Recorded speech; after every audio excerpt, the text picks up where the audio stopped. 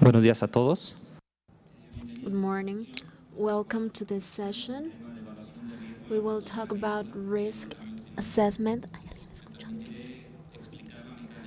Is there anyone listening to the English translation? Please raise your hand if you're listening. Y al finalizar tendremos un espacio de 10 minutos para preguntas y respuestas. Me permitiré iniciar con leyendo la semblanza curricular del doctor Ciro. I will read the resume of Dr. Ciro Gardi. He comes from Italy. He graduated on agriculture by the University of Bologna. His dissertation was a pedagogic study of the Timbuktu region. He has a PhD on crops. He studied the diverse use of land and land quality, also at the University of Bologna, and he also studied at the National University of Washington. He's been assistant researcher on environmental destination of pesticides by the University of Bologna. He worked also at the University of Parma. He made some research activity on land use, agronomic management, and land quality.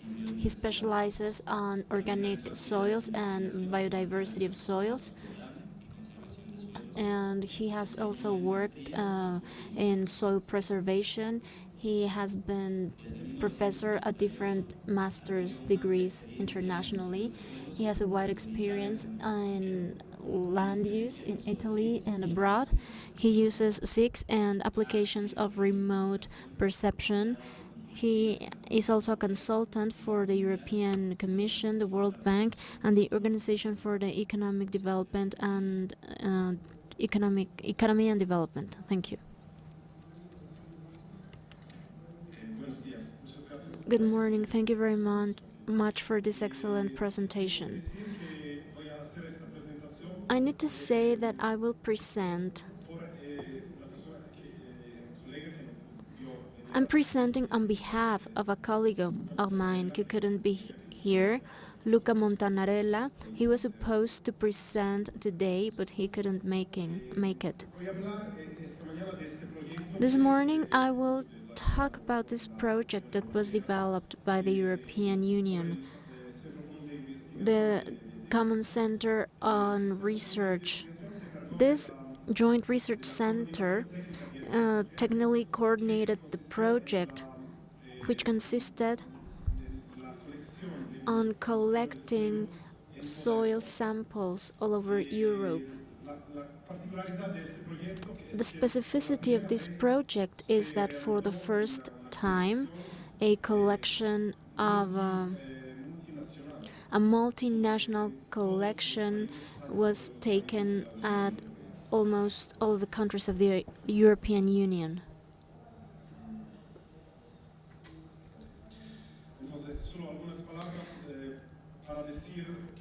Well, in this is the joint group where I'm currently working.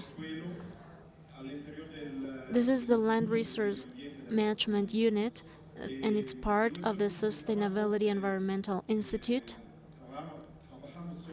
We work focusing on the soil.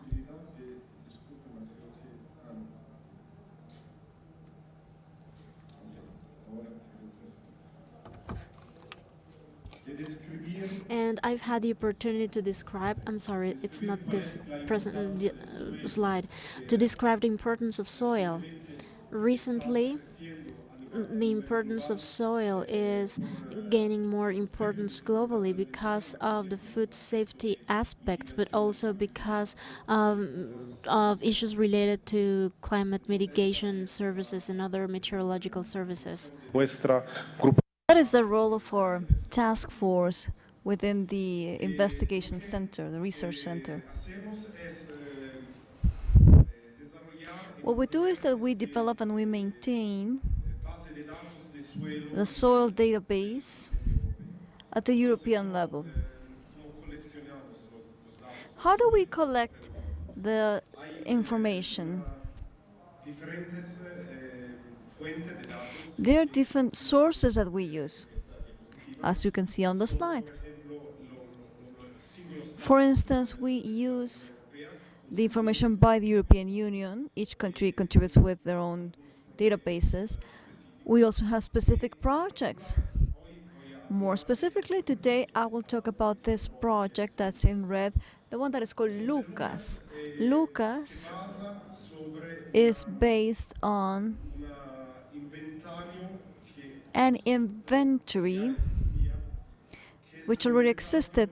It is an inventory of soil uses instead of being a soil sampling inventory. Lucas was written as a topsoil survey at a European level by using the interpretation of points using a regular grid all over Europe. The need of creating this survey was decided by the European Parliament and by Eurostat, which is the organization in charge of statistics in Europe.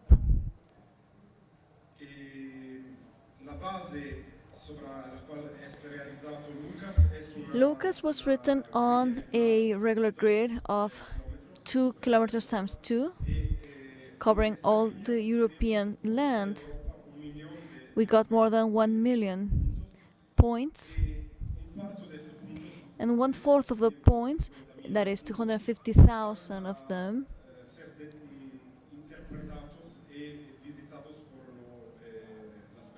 are interpreted by people who do the survey, the description of land soil and land coverage.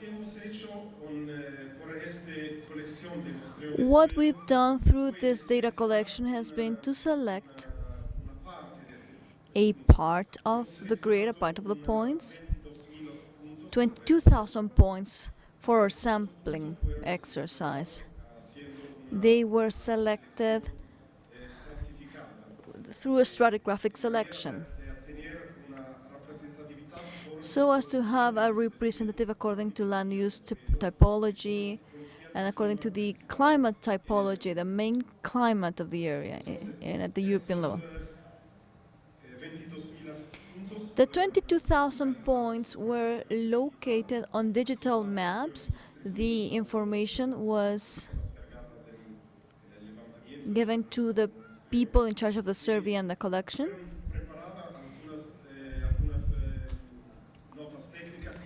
Technical notes were prepared so that all the people in charge of the data collection could work in a uniform manner.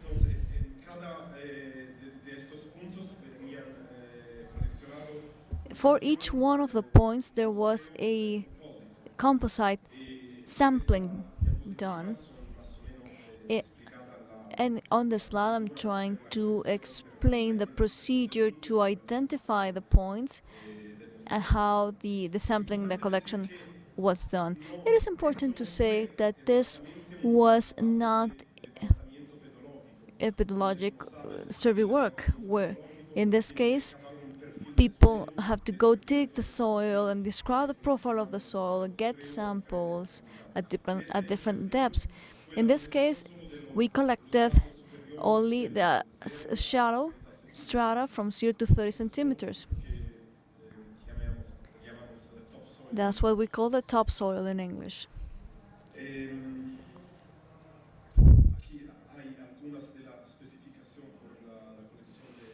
Here are some of the specs of the sample. And here are some of the activities. Here's a picture of my colleague who did the collection in Iceland.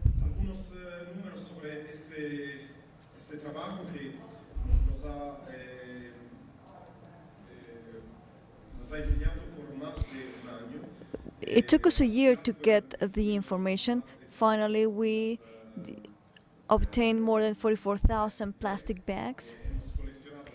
We got 22,000 soil samples.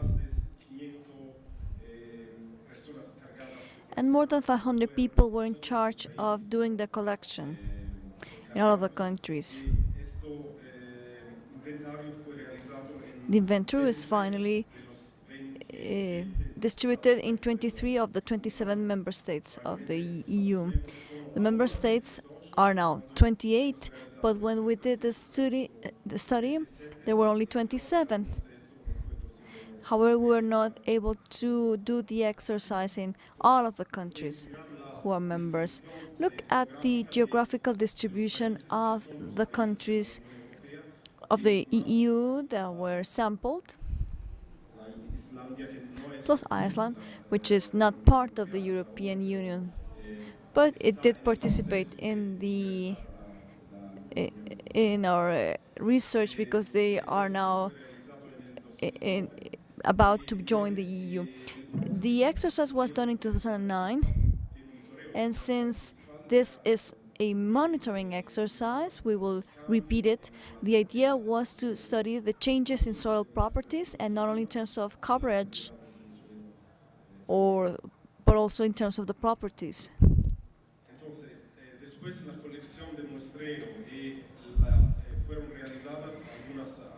We did some chemical and physical analysis of the soils. We analyzed the content of heavy metals.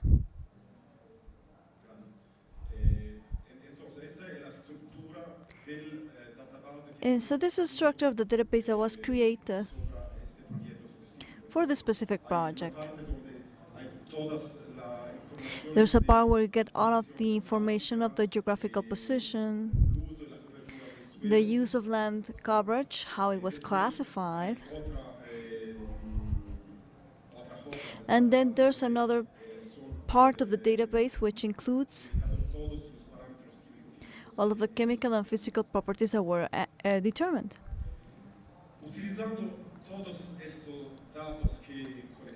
By using all of the information that we have collected, we were able to carry out different types of analysis. Because as I said before, once we have the land use coverage description, we can look into the bipartition of soil uses in Europe. And we see that 45%, almost half of the European land is agricultural land. And the other half is divided between forests and grasslands.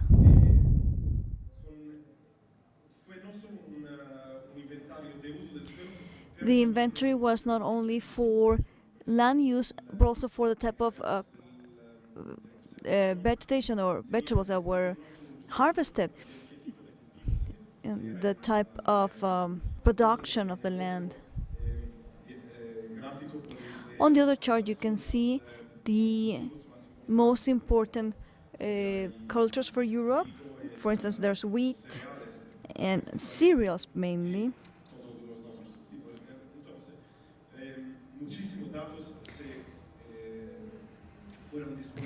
So, through the different analysis, we were able to obtain a lot of information, and we're about to start making the comparison. As we heard in the morning in the keynote speech by the Spanish colleague, in Europe there's a culture of including all of public information to make it available for everyone. So all of the information is now available. You can download them, and some of them will be very soon downloaded as well. So at the end of the presentation, I'll give you a link so that you can visit the website and download the information. I would like to introduce an example of some data analysis that we are doing on the physical and chemical features of the soil. Here we see the relationship between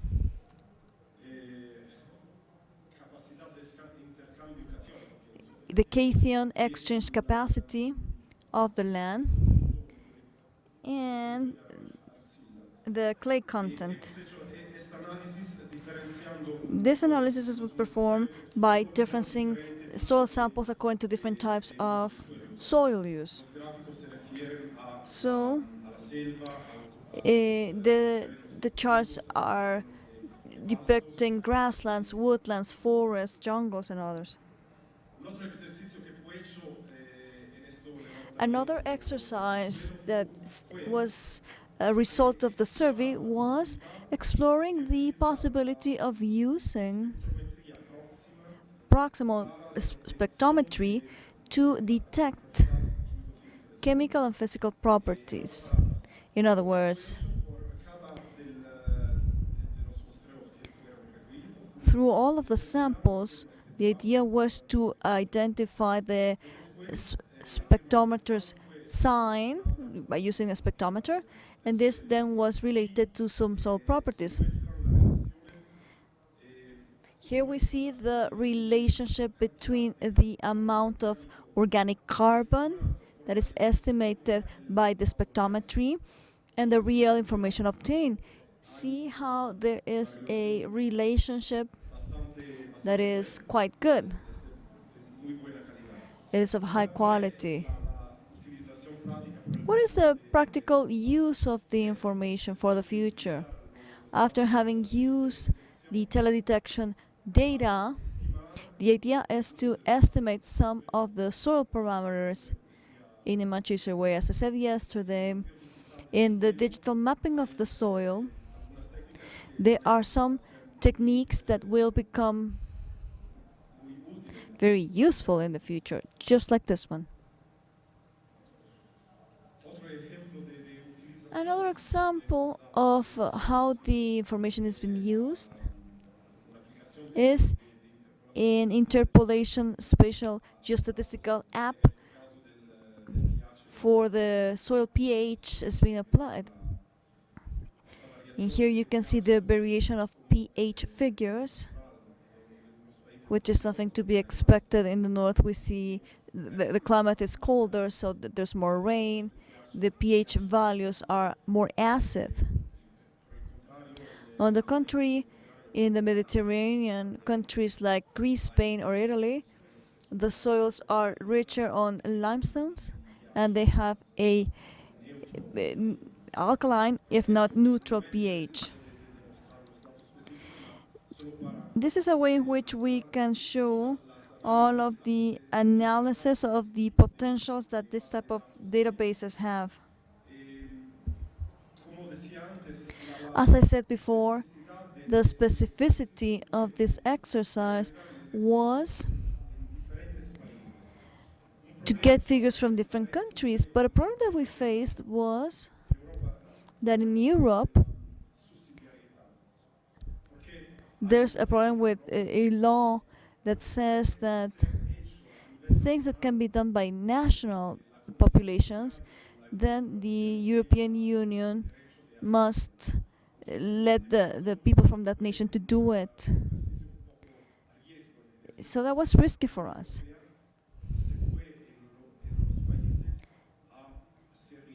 In some countries, the European Union did the collection directly, even though we did respect all of the legal matters. We had this difficulty in some places. Some final data on the results we have estimated so far.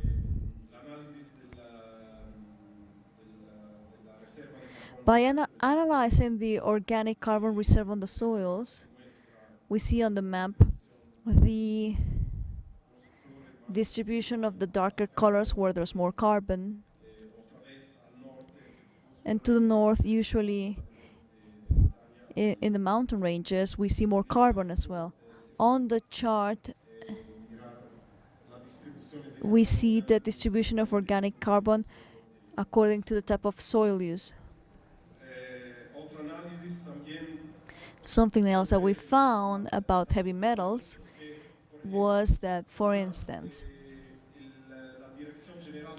the General Direction of Agriculture, the office, they asked us that we needed to find heavy metal information because so far there's a regulation for the use of fertilizers. And perhaps you know this, but the use of phosphates requires an addition of cadmium to the soil. So we did an analysis on this, a global analysis of the current level of cadmium on the soils of Europe.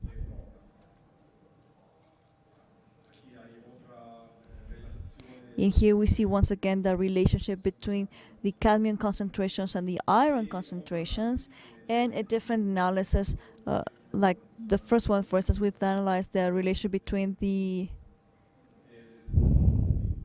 content of zinc. Is that the right word? Zinc, phosphorus. And here's another example of the analysis that we have performed. Before I finish with this presentation, this information can be downloaded. And the information can be also visualized, because we prepared in WebGIS where, well, you can do different searches to analyze the information according to your interest. To conclude,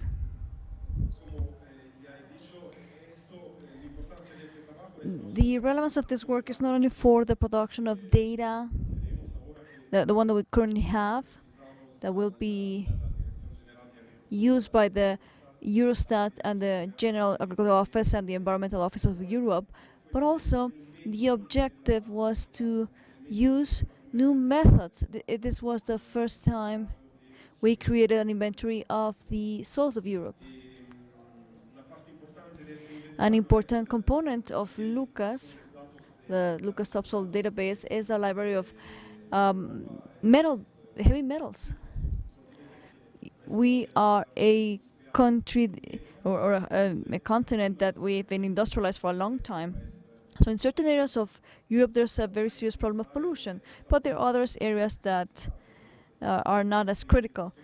This information is valuable so as to detect the most critical areas in terms of pollution.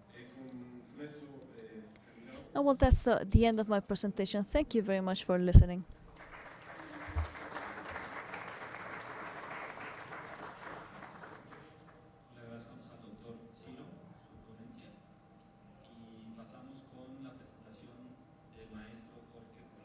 Now, Jorge Gustavo Tenorio Sandoval, who has studies on economics. He has a master's degree on economy and a specialty on finance.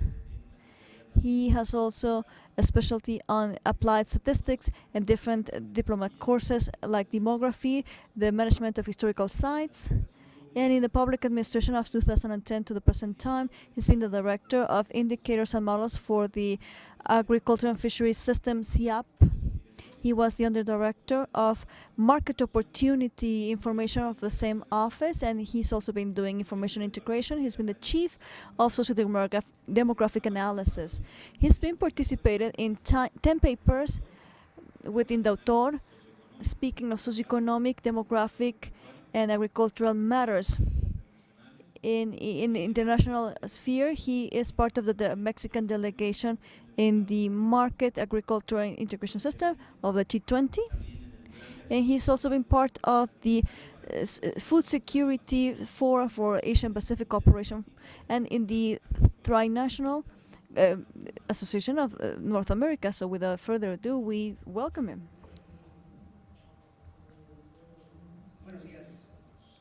Good morning, everybody.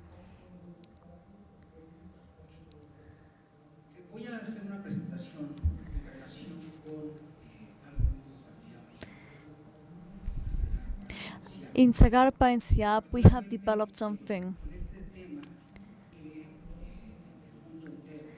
about this subject, a subject that all around the world it's become more and more relevant. That's food security. And it has to do with how food security has been affected as of what we have identified as climate change. Not long ago, a month ago, I attended a meeting in Missouri, in St. Louis, Missouri, with some colleagues to speak about food security precisely, and we talked about the model that I will now introduce to you. 20 days ago, I was in Tokyo and at the APEC meeting, where the subject of food security and the sizing and how to measure the impact of food security problems is something that's become more and more relevant. Last week, I also attended the meeting of the system of agricultural markets of the G20. It took place in Rome, and once again, Geoclam, an association we work with, and NASA, we all together talked about the need of having a permanent monitoring of what's happening nowadays with climate change and what is the impact for food production.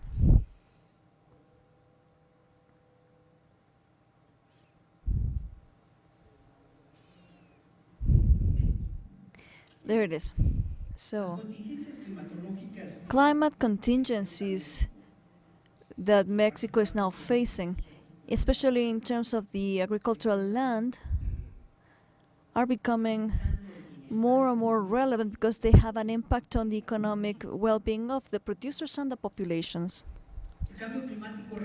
Climate change represents not only the recurrence of a natural phenomena in areas that do not usually have them, and in lengths and intensities that had never been seen before.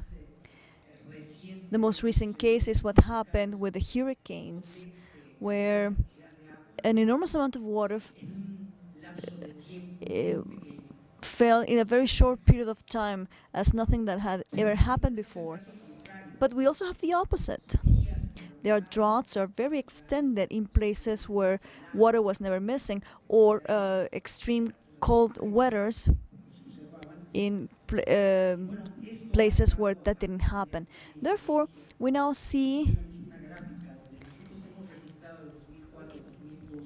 from 2004-2014 the record of new events, the storms, the droughts, the floods, the frosts, and the hail that is falling so heavily, and we've been giving follow-up to that. Droughts represent 22.2% of the events. We see more rain happening, but for agricultural reasons, there's a different impact, and of course it also depends on the region. According to the type or region, we have droughts in the central part of the country and to the north, and we have heavy rains in the south and southeastern parts.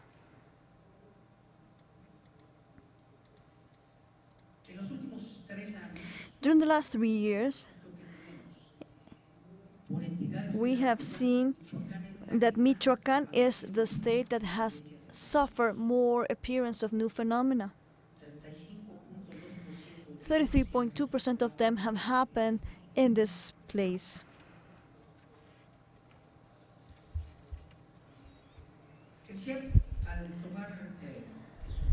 CIAP has studied the need of having information that truly measured and could explain the impact, and that's how we start to give follow-up to 8 different types of causes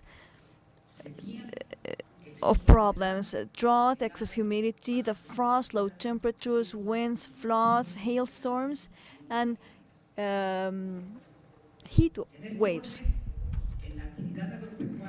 In agricultural terms, droughts affect 72% of all agricultural activities,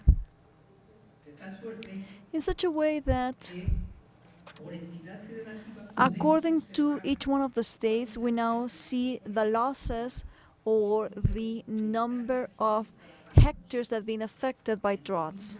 In 2012, there were 672,000 hectares affected of harvest and croplands in 27 of the 32 states of the country. Zacatecas is also another state that is suffering greatly from this, as well as San Luis Potosí in Tamaulipas. We saw that there were some gaps in our databases, and in the different sources were not truly comparable, so we could not truly measure and quantify the intensity of the droughts or another phenomena. So to have a better understanding of how it has impacted agricultural activities. So many of the information in the media lacks hard data or timely information so as to provide a real understanding of the situation in such a way that sometimes we see, like in 2011, we said that the droughts are very extended and severe, and the media, they would use this image where you would see dead cattle as though they were a rock in the pictures we taken from different angles, and that is the way it was presented to the public. And they would say that in Coahuila, Durango, and Chihuahua, there were around 800,000 pieces of cattle that were dying. We were concerned because we thought, well, this is going to become a public health problem very soon, because who's going to be able to withstand the smell of 800,000 dead cows? But the problem has been this lack of hard data and to provide a true dimension. That is why we created a work team with different areas. We invited Semarnap, the Ministry of the Environment, we invited UNAM, the National University, and many other organizations to create a task force so as to create an index of agricultural droughts. That's how we started to work with the index, and to create this index, more specifically to work with the agricultural side of it, the agricultural drought index. We invited different disciplines, and we also got the help of the Center for Drought Mitigation of North America. They are the ones who monitor droughts in the States and all of North America. We also work with NASA and GeoClam and the University of Maryland and the National Meteorological System. The National Meteorological System has been collaborating with us quite closely so as to be able to increase our understanding. So through this figure, the index, we can identify the intensity of the drought in agricultural lands of seasonal crops. Right now, we are working on the seasonal croplands, even though on the autumn and winter cycles, because in Mexico we have two cycles. In the spring-summer cycle, we see most of the agricultural production because of the seasonal harvesting. It is because of the rainfall crop cycles. There are some harvests that require certain rain parameters, and that's how crops are programmed. So spring and summer is a time of the year we pay special attention to. The index is made up by two components. One that has to do with statistics. It considers a historical background of information collected through the operational structure of Zagarpa. And there is a spatial component as well.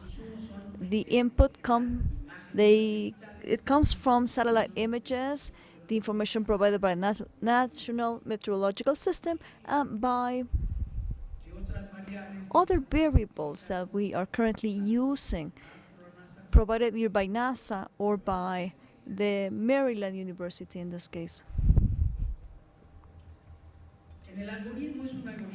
The algorithm that we use is quite simple. It is not complex at all.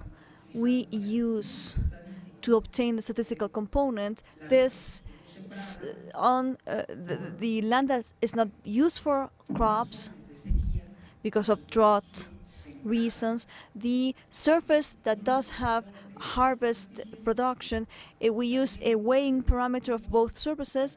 We also include the average land of production the last 3 years, the land that's been affected it has water problems. This is also important because we're measuring the total impact, not the surface that has certain partial problems. It's just those hectares planted that have been damaged by the drought. So we came up with the index through the geographic component using the abnormalities in the concentration of vegetation, abnormalities regarding temperature conditions. We added the geospatial component. We used rainfall of the month in particular, and we used also a mean of rainfall and standard deviation of rainfall. So we finally could obtain some variations. We have here Baja California and Michoacán. We're comparing both states on different months, April and August. April belongs to the spring, to the summer-winter cycle.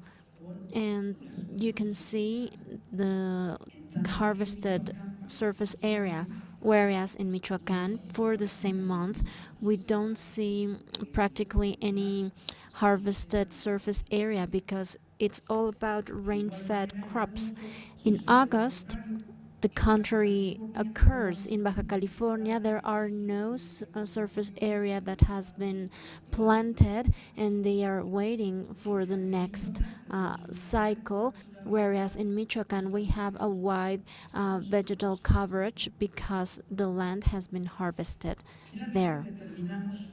And finally, we determined some intervals, and you can see them here in this chart, and we can see what's the level of drought that we're talking about. With these maps, we can determine the amount of hectares that are endangered or the hectares that are stagnated because of drought.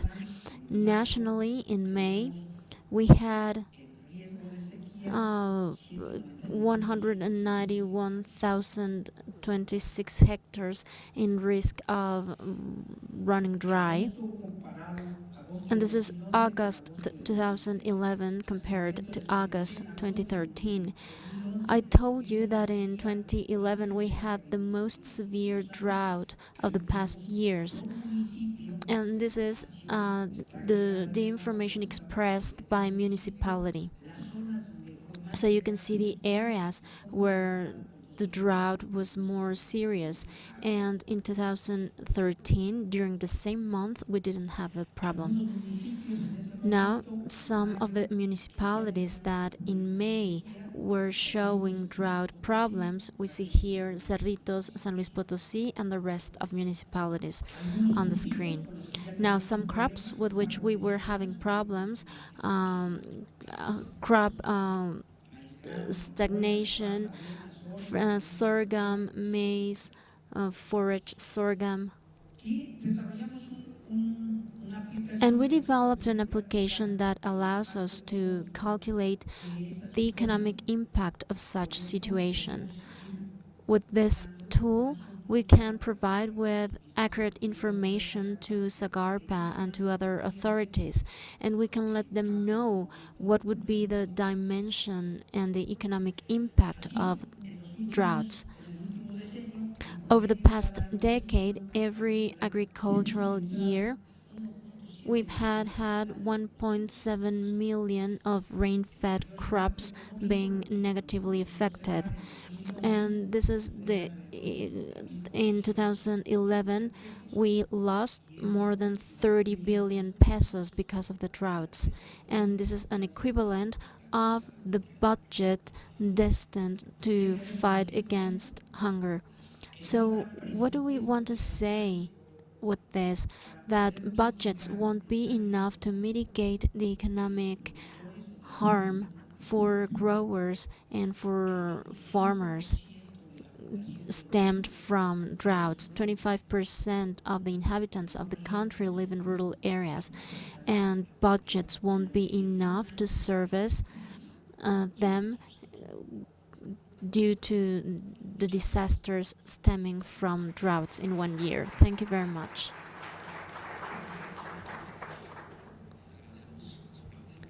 Thank you very much, Jorge, for your participation. And now we'll have a brief round of questions and answers.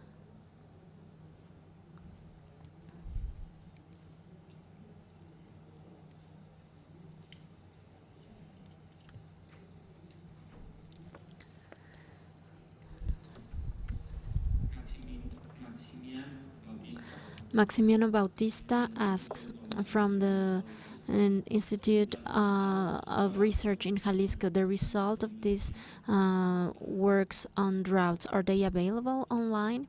I think this is for Jorge.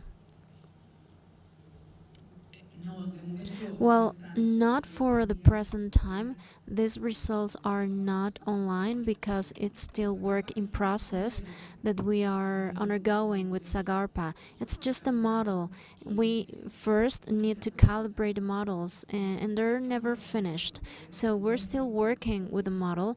These results are not publicly available, but we hope that very soon we can publish them online.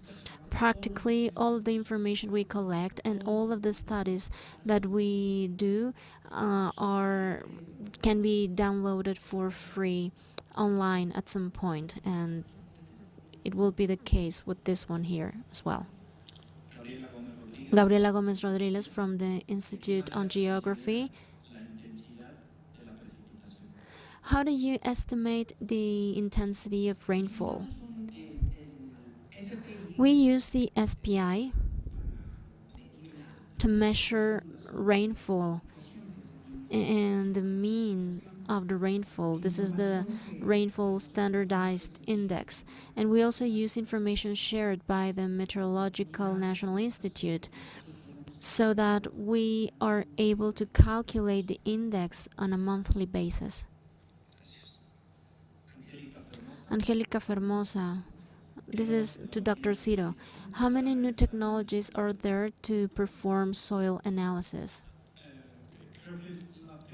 I think that the most innovative technology is the one I described, that of proximal description of soil data using a spectrometer.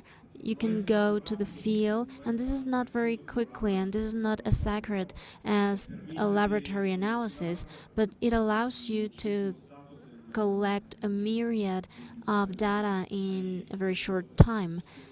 So you use the spectrometer, you go to the field, and you use it directly on the soil, on soil without any vegetation, and then you have to match it with data measured at the laboratory. So with that you can come up with very good quality data. I think this is the most innovative technique. Is there any other question?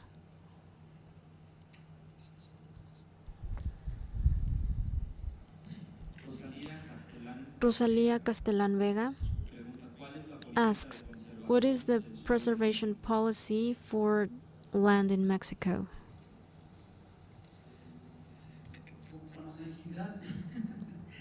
Honestly, I don't know what's that policy in detail. This is a topic that's more related to Semarnat. We've worked closely with Semarnat because we made a study on the agricultural border, and we had a mosaic formed by satellite images. So for the first time we estimated information along the agricultural border of our country, and this study was done for this year. So we've been collaborating with Semarnat in order to mark protected areas and reserve areas, and we're about to match the borders and to be able to say where does one territory end and when does the other one start. So this particular topic is out of my reach, so an apology for not being able to respond. This is to Dr. Ciro José Luis Escobar from INEGI. Are results from Lucas crops accepted by the rest of member states of the European Union? This is a very good question, because every time the European Union comes up with a statistic on member states, there's some discussion, because not all the time facts are accepted very easily. In the case of those crops, well, they have a national measure that can be compared to the results of our exercise. There are some other cases in which there's a hot debate. In Europe, we have a definition for agricultural unfavored areas. So these areas receive more money from the European Union. So each member state has its own definition for this type of areas, and then they need to be accepted at a European level. And when money is at stake, well, there's always more discussion and more debate around these topics. Thank you very much. With this, we conclude the panel. Thank you very much for your participation. And now we will give you some tokens of our appreciation. Thank you.